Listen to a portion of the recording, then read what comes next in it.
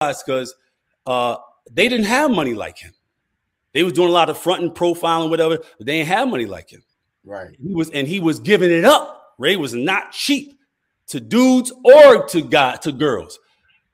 He'd take 40 niggas on a flight and to Miami and put everybody up in the fucking suite, and like he'd do it. You know what I mean? And he was knocking a lot of niggas' girls off. So one of the things he didn't want to talk about in the book was that. And I was like, bro, like, I don't know what you think people want to know about you, but that's some shit they would want to know. So over the years, we've talked about different shit that should and shouldn't be in the book. And, you know, he's gone back and forth about a lot of different shit. So in 2018, he calls me and he goes, yo, bro, fuck it. Fuck it. He ain't friends with nobody at this point. Right. Man, I'm going to do this book. Right. And whatever I got to put in, I'm putting everything in there. I don't give a fuck. Fuck everybody. Niggas, marriages going to fall apart and all that. I don't give a fuck. Okay. So I was living in Florida. So I drove up 6 hours from Florida, and I said, we got to sit down for about 4 days, lock in, and I'm going to depose you. I'm going to sit there for 5, 6 hours at a time, and I'm just going to let you talk. And I'll ask you questions from here and there, whatever, but I'm just going to let you talk. I'm just listening to you. We're going to start all the way back from the beginning of your story, all the way back from schnapps. You know, from your father, who was an actual member of the New England motherfucking Italian mafia. Right. Right. We're going to start from your origins and go all the way through. So we were in this hotel in this red roof for like just that one night, but because he got us kicked out. And believe me, Ray's gotten us kicked out of a whole lot of shit. Right. No, Ray's got us kicked out of, so Ray got us kicked off of our own Hip Hop Weekly bus tour. Like the bus was wrapped in the whole nine. We went across the country. And by the time we left it from Miami, went all over the fucking place. By the time we got to Oakland, the bus driver was like, yo, get the fuck off. He kicked us off the bus because of him. Off of a bus wrapped with Hip Hop Weekly. Like we're paying him to do this. He's like, get the fuck off the bus. Put us out in Oakland at some motel out there. Everybody had to fly everybody back. Damn. Like that's my man. That's who he is. Yeah, he got a badass attitude, dude. Yeah. That's who he is, bro. That's who he is. Like he really is. He can get belligerent like a motherfucker, my nigga. Y'all seen it. That I'm not telling you anything you don't know. I'm not downing him. I'm speaking the truth that everybody's well fucking aware of, bro. Yeah, everybody's seen him on Love and Hip Hop in his moments. We know Benzino. But he's got a heart. He's got a real fucking heart of gold, bro. Like he's a really good fucking person. Right. But he's made some very bad decisions and choices throughout his life. And you know, just because you stop playing the game doesn't mean the game's over. Now it's somebody else's turn. Yeah. And with Ray, it was everybody else's turn, because when Ray was in power, it was his turn, and everybody else had to watch him play it the way he wanted to play it. Right. And people didn't forget.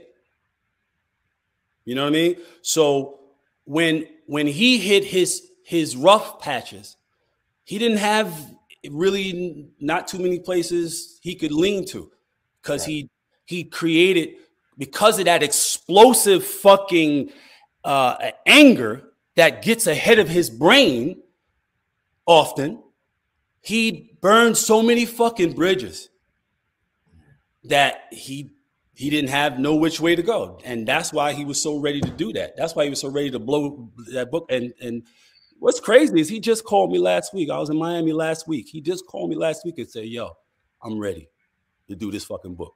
And I said, well, all right, you got to come down to Miami, and we're going to sit in a hotel for a week, and we're going to go through it. I'm going to videotape you. I'm going to do a video interview, and we're going to do this motherfucking book.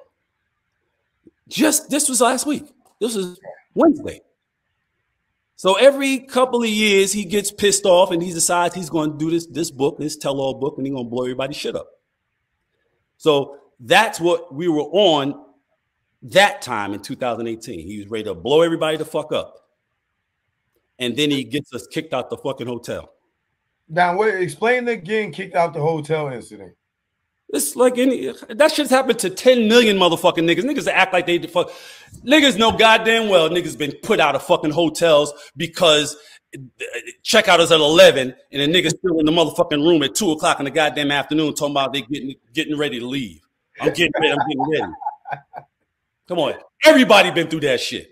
Everybody, because we all hang out. We all be out all fucking night long. We all know that we got to get out the hotel at 11 o'clock, but we just came in at 5 and we smoking.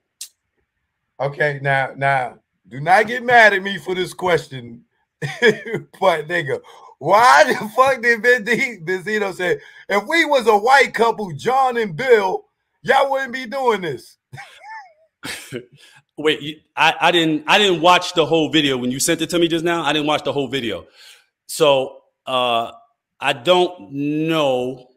I don't remember, but I know him, and he just, like I said, his brain, his shit, his anger gets ahead of his brain. So wait a minute. I ain't got my phone. My phone. I gotta look at it again. He said, "Hold on, let me play it for you. Hold on." Go ahead, Raymond. Go ahead. I'm glad you just called him Raymond because they were saying like you was calling him Raymond. Like I always called him Raymond. I've never called him Zeno. I've never called him Benzino. You know why I never called him Benzino? I never told him this. I never called him Benzino because I always thought it was a ridiculous ass name. Right. So you basically, like, you're calling yourself a Benz, or like you're attaching your brand to Mercedes-Benz. Like, that's some 80s shit. Like, in my head, it was like, that's some 1980s shit. You know, you walk around with Mercedes-Benz emblems, you know, those Mercedes-Benz emblems, trinkets they used to buy off of Canal Street and all that. Like, in my head, I was like, anybody that's ever been around us, ask anybody that worked at Hip Hop Weekly, anybody's ever, you ain't never heard me call him Benzino. I always call him Ray. Right. Always call him Ray. All right, hold on. Let me play this so you can hear it real quick. Niggas is ridiculous. Yeah, God, niggas is ridiculous. It's no fucking wonder that motherfuckers are so behind every other fucking group of people. It's no wonder, because there's a lot of stupid in our community, bro. A lot of stupid. A lot of stupid. Come on, Cavario. Let's get up out of here, man. Racist ass shit here, man. If we was white, none of this would happen. None of it.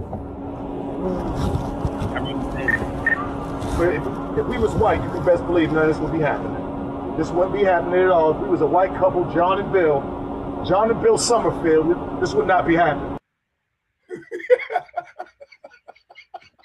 You should ask him why the fuck he said some shit like that. When he gets angry, if you look at anything where he's caught angry, most of what he says is gonna make you go, what? Why would you say that? Like, it's not even in your best interest, the shit that, but that's him.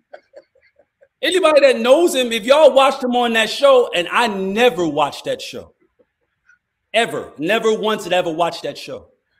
While he was on it, I didn't watch that fucking show because I don't watch stupid shit. But if you know him, if you watched him, you know damn well that he will say any fucking thing, man.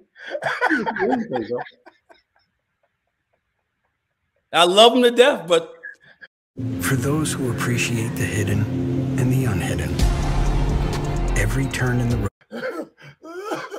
The nigga won't say anything, bro. This nigga crazy, bro. Yeah, he got you looking suspect.